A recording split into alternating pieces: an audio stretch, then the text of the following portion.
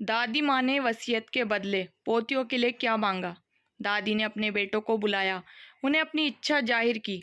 मेरी पोतियों को पढ़ाओगे, उनकी मर्जी की नौकरी उन्हें करने दोगे, तब ही मेरी वसीयत का खुलासा करूंगी, नहीं तो सारी जायदाद पोतियों के नाम कर दूंगी। ये जो तुमने बेटियों को कच्ची उम्र में बिहाने की जिद पकड़ी है, तो सीधे सारी जायदाद बेटियों के साथ उनके ससुराल चली जाएगी। शांति जी ने अपने बेटों अनूप और विकास से कहा। शांति जी के पति का कम उम्र में ही देहांत हो गया था। वो बैंक में क्लर्क की नौकरी करते थे। ड्यूटी के टाइम ही उन्हें दिल का दौरा पड़ा, वो नहीं रहे। शांति जी के भाई ने कोशिश करके शांति जी को पति की जगह नौकरी दिलवा दी। शांति जी ने बड़े कष्टों के साथ दोनों बेटों को पाला, शादियां की। अब शांति जी की पोतियां रजनी और रीमा दोनों ने ही 12वीं कक्षा पास कर ली थी। दोनों पोतियां आगे पढ़ना चाहती थी, परंतु विकास और अनूप उनके लिए वर तलाश कर रहे थे। पोतियों ने दादी माँ से गुजारिश भी की, दादी हमें पढ़ने दो, कोई अच्छी सी नौकरी मिल जाए तब कर लेंगे शादी, आप पापा को समझाओ। दादी माँ को उनमें अपने बचपन की छवि दिखती थी। उन्होंने पोतियों से वादा किया, हाँ बेटा जरूर पढ़ो। मैं तो आगे पढ़ नहीं पाई, जैसे तैसे तेरे दादा की जगह नौकरी मिली तो तुम्हारे पिताजी को पाला। दोनों बेटों को खूब पढ़ाने की कोशिश की, परंतु घर के हालात देखकर दोनों ने ही पढ़ाई छोड़कर काम पर लग गए। दादी ने बेटों को बुलाया, देखो तुम किस्मत वाले हो जो इतनी होनहार बेटियां पैदा हुई, इन्हें आगे की पढ़ाई करने दो। विकास ने कहा, माँ क्या करेगी आगे पढ़कर, कोई अच्छा सा घर देखकर शादी कर देंगे, हमारी भी जिम्मेदारी खत्म। माँ ने कहा, तो क्या बेटियों का कोई सपना नहीं, ये पढ़ लिख कर अपनी पसंद की नौकरी करना चाहती है, इन्हें करने दो।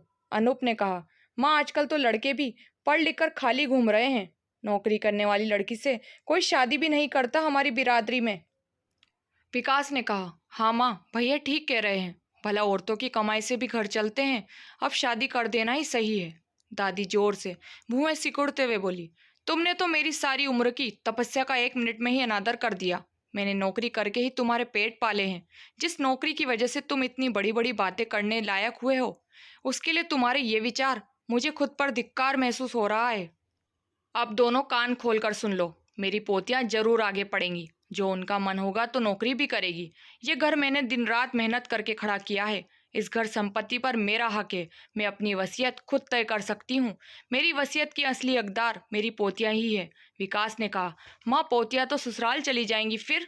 दादी माँ ने कहा, तो सारी संपत्ति भी उनके साथ ससुराल चली जाएंगी, पर अगर तुमने इनको अपने सपने पूरे करने दिए तब मैं सोचूंगी तुम्हारे बारे में। दोनों बेटों को माँ की बात समझ आ गई। दोनों ने माँ से माफी मांगी। पोतियां भी दादी को अपनी ढाल बनी देखकर खूब खुश हुई।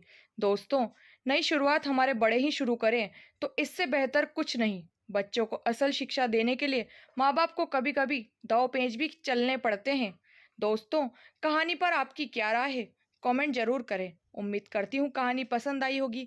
कहानी पसंद आए तो लाइक शेयर कमेंट करना बिल्कुल ना भूलें। चैनल पर नए हैं तो सब्सक्राइब करें, बेल आइकन प्रेस करें ताकि मेरी अगली वीडियो की नोटिफिकेशन मिल जाएगी। आपका कीमती समय देने के लिए बहुत बहुत धन्यवाद। मिलते हैं नई कहानी के साथ।